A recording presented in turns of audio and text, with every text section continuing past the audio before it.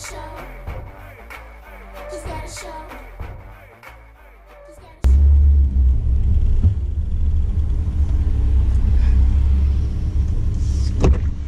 Kyle. Yo. How are you doing? What's happening? You ready for this ride? I'm good. Let's ride. Can you drive? We're gonna see. Are you a good driver? But you gotta put your seatbelt on. Yeah, I better put it on. Click it or ticket. We don't know if you're a good driver. Right, you don't. So always be careful. Better safe than sorry. Right. All right, so let's get into it. Yes. The Source magazine gives Chicago Morning Takeover a dope accolade this year. This year or the end of last year? I guess it counts for the last year leading up to this year. All right, talk about that. I'll let you break that down. So the Source magazine, they put out these issues over the years called the Power 30 issues, and they recognize the top 30 entities, whatever, in whatever category. So for us in particular, it was radio shows. Okay. So out of, the top 30 radio shows in the United States of America, urban radio shows, hip-hop radio shows, they ranked us at number 12. So, congratulations. Yes, thank you. That's pretty dope. And so talk about who the us includes. So the us is myself, Kyle, Kendra G, and Leon Rogers. The three of us make up the Chicago Morning Takeover on WGCI every morning, 6 to 10 a.m. in Chicago. Worldwide on that iHeartRadio app. So if you go on vacation, you can take us with you. You know what I mean? You should. That's what they need to do. Yeah. So I follow you on social media. I'm a huge supporter of Chicago Morning Takeover and Kyle. You are. We appreciate just himself. You. Thank you. Thank you. And I think one of the things that a lot of people can get caught up in is the glamorous side of what you do. We see you with all the hottest celebrities. You're in all the spots, all the parties, events that everybody or anybody, I think, that's breathing would want to be in. Right. So tell me a story about, a time, because you also, clearly being a radio personality, you've interviewed the top celebrities. Tell me about a story of a time when it doesn't have to be bad, but it could just be funny, of when maybe you took an L, you dropped a ball with a celebrity, or going to an event, or just a good story about something maybe you didn't capture and put on social media. Man, you know what? When I think of things that have happened, it's not necessarily celebrity based, but you talked about how we have these lives that everybody looks at as so perfect or whatever the case may be, but we still live regular lives. So when I think of mishaps or things that were kind of crazy that never got caught us on social media, I think about us going, live in the street, broadcasting from some location. And this is years ago. This is actually before I got to Chicago. And I'm in the middle of a live broadcast, right? So I'm like, yo, we're out here such and such right now. Come on down here. We're having a good time. And all you hear is gunshots. Pop, pop, pop, pop, pop. So I'm literally live on the radio. Oh, it's my you goodness. can probably hear the gunshots on the microphone. Wow. But, right, so I'm trying to be a professional, so I don't want to break stride in anything that I'm saying. So I'm ducking down in front of the beat, yeah, so we out here having a ball. It's going down tonight. Oh my goodness. So I say that to say that's one of those stories that just kind of let you know that because we do have these quote unquote lives that are, but we're not insulated from the real world. Wow. Yeah. Okay. Yeah, that's a true story. Right. I wasn't expecting that. I was live in the middle of talking, this was in North Carolina too. Okay. Yeah, come on down here. We're having a good time. Pop, pop, pop, pop. Yikes. I said, okay. All right. So great transition to my next question. Okay. What's the hardest part of what you do that people just, if someone out there is striving to be a radio personality, on-air personality, they may not, you would never know until you get into it, the hardest thing or a challenge for you that you have in this industry? Hardest thing in the industry for me, one of the more difficult things for me is not about becoming a radio personality, but just already being in a position that I'm in is very demanding on your time. Okay. So I'm always trying to balance work, and I'm trying to balance my home life, trying to have a normal, regular family life, and then still trying to do what we do with the radio, because we get up in the morning every day, mad early, set my alarm for 4 o'clock in the morning. You know what I mean? So then after that, then we still have other things we have to do, whether it's appearances or meetings, or we have to go out and, do some community work, and, I'm trying to be out here in these streets doing these parties or whatever. So there's a lot of different things that are going on all the time. Yeah. But with that being said, if my daughter has a recital or she's in a play, well, I can't miss that. Yeah. Me and my son has a game, I can't miss that. If my wife wants to, hang out and do a quote-unquote date night or whatever, I still have to do those things as well. So the most difficult thing for me sometimes can be balancing all of that. For somebody trying to get into radio, I think it might be difficult for them right now, because a lot of people want to start in bigger cities and bigger markets and things like that, but and I know everybody's path is different, but for the most part, you have to put yourself in a place where you can hone your skills, right? So like if you're in Chicago and you're just trying to be on the radio, and you think that, I'm gonna just get started at WGCI. Well, every other person in the United States of America is trying to move up to a station like a WGCI. So you're not just competing with people in Chicago, you're competing with people that are in smaller cities that are trying to move up. Right. Whether it be like St. Louis or really any city. You know what I'm saying? I came from a radio station in North Carolina, so everybody's trying to move up. Definitely. So I for anybody that's trying to do it, I say go where you can actually be on the air and hone your skills, because at the end of the day, you just want to get better and better and better. And then when you're nice, somebody be like, oh, okay, I see what you're doing over there. Mm-hmm. Yeah. What drives you? That's a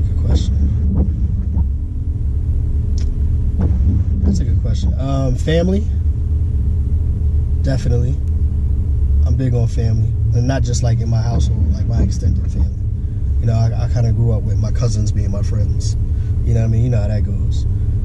So definitely family. I think I like the excitement of the industry a little bit. Mm-hmm. You know what I mean? Like, we're on the radio every day, but I have just as much fun on the radio, maybe more sometimes, being in the streets. You know what I mean? Yeah. So, a lot of people want to go on the radio, or some people enjoy being on the radio and don't necessarily like doing the street part of it, but I really enjoy being out in the streets. I think also like there's a community component with me just in general. You know what I mean? I feel like, I didn't come up in the projects or nothing like that, but we came up. This times was tough. You know what I mean? We didn't have a lot of money. Things, this, that, and the third. And I see a lot of people that are kind of in those situations still. A lot of people in our community are still, dealing with a lot of different things, and especially in today's climate. You know what I'm saying? We got crazy presidents, and people yelling out stupid stuff like reverse racism. That kind of stuff. I mean, that fuels me a little bit. So I say community, family, and then also the excitement of just the industry itself. I do enjoy that.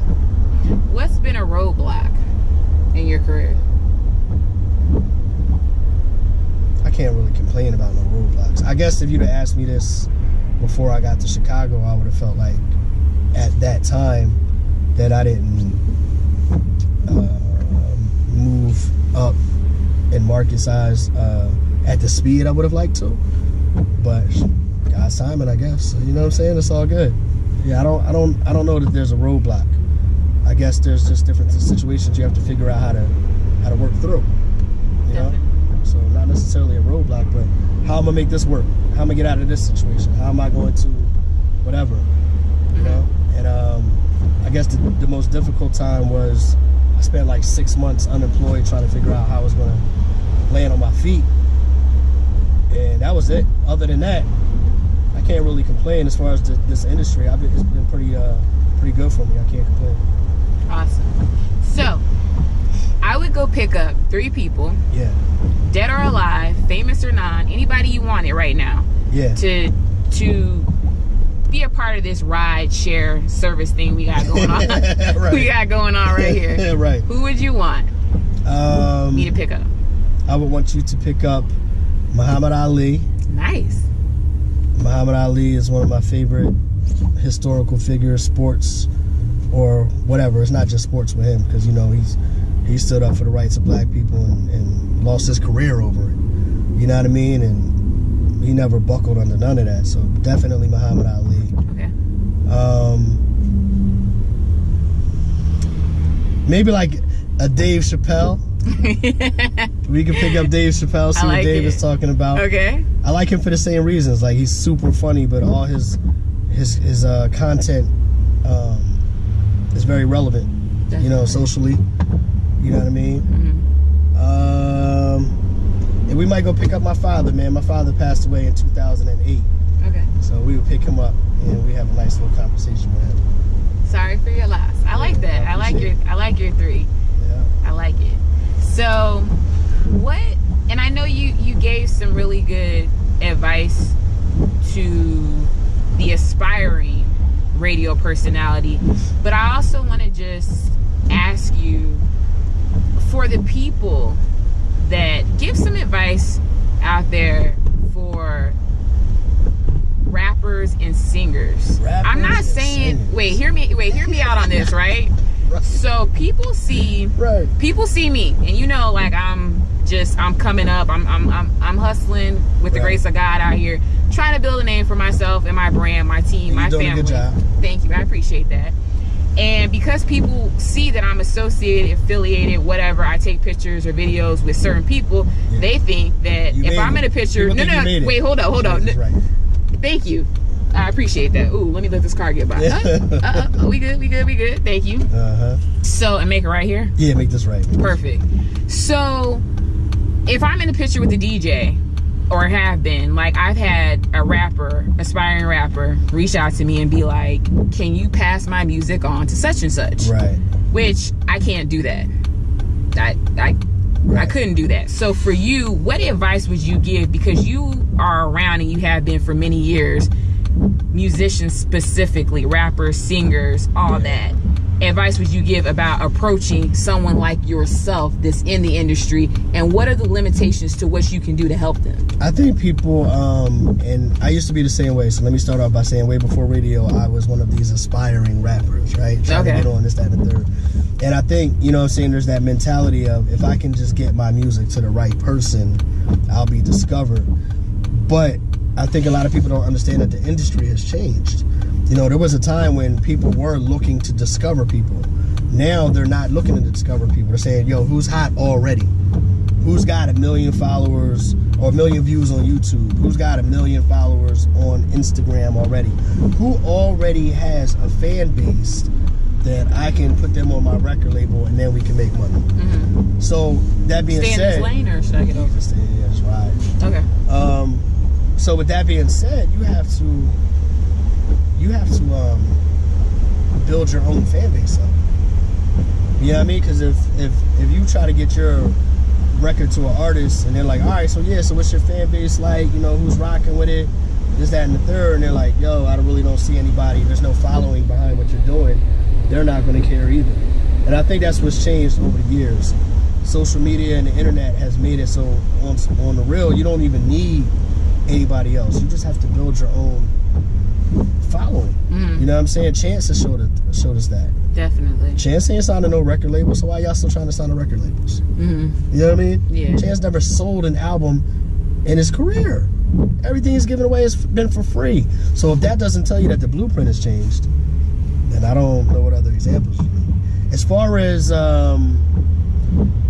As far as radio and things of that nature, I mean, if you're in the Chicago area, we do have a show called Home Turf Live. Yeah.